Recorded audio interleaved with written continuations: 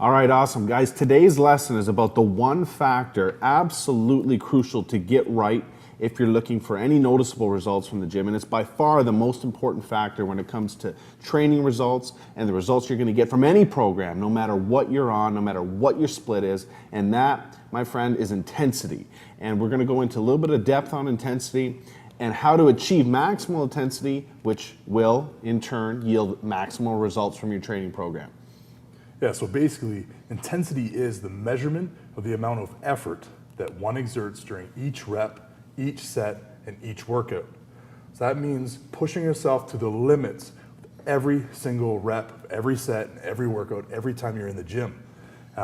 Basically, if you train without any intensity, there's going to be no microscopic tears in the muscle fibers to trigger any muscular growth.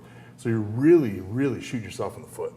Intensity starts with the mind frame before you even set foot in the gym.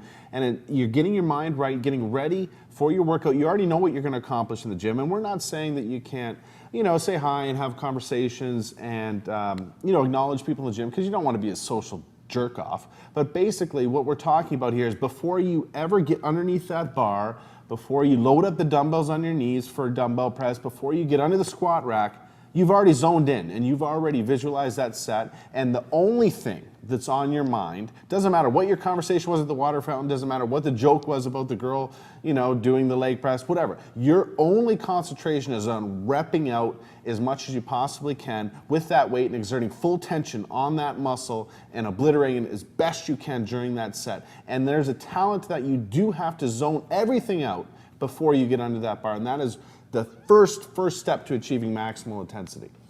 And so basically, to expand on what Kyle's saying, is you need to help get rid of any distractions. If you find that it's conversation or anything else that's really getting in the way of training intense, some of the easiest things that a lot of people imply is just listen to music. Go get your iPod on, blare your favorite music. You absolutely can't help but train hard when your favorite music's blaring. So definitely get rid of these distractions. And remember, you're at the gym to train.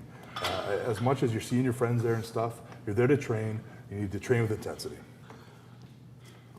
There are also some pre-workout supplementation strategies that can be utilized to increase and have maximal intensity. I mean, we're obviously privy to as much pre-workout supplementation as we could ever want or need, being sponsored athletes for a supplement company. You can check out what we use below if we throw a link down there for you, or you can check out the other video that we did on pre-workout supplementation. That's obviously a good strategy to use if you're in favor of pre-workout supplementation. But moving forward, Aaron, is there anything else that you'd like to say based on the strategies that can be used to achieve maximal intensity? But one last thing that we covered in one of the other videos was being explosive.